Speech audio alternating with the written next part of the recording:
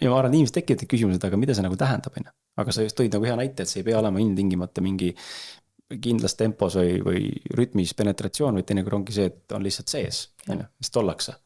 Aga see on ka penetratsioon. No see võib öelda, et suu nagu seksuaalakt on ju. Jah. jah. See on ülimalt nauditav minu arust.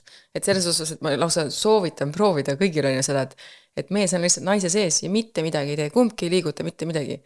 No esimesed mõtted, mis minul kunagi alguses tulid, et issand, kui mõttetu, miks see on nagu, et nagu imelik, nagu ma ei tea, nagu kas peaks midagi tegema, on ju. Nagu kuidagi imelik alaste tunne on juba niimoodi, et on ju, kas ma olen ikka piisav, on ju.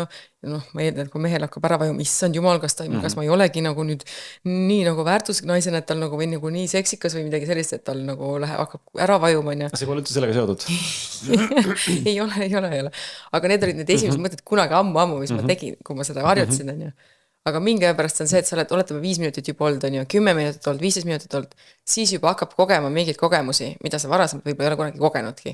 Võib minna niimoodi, et nagu see seksuaalenergia tuleb ise sinna taha, on ju, ja selles osas ei toimu enam sellisel kujul nagu penetratsiooni nagu tavaliselt, sa lihtsalt pead panema või midagi tegema või mingit poose võtma, vaid see liikumine võib ülimalt sujuv olla, aga samas su keha kogeb nii palju.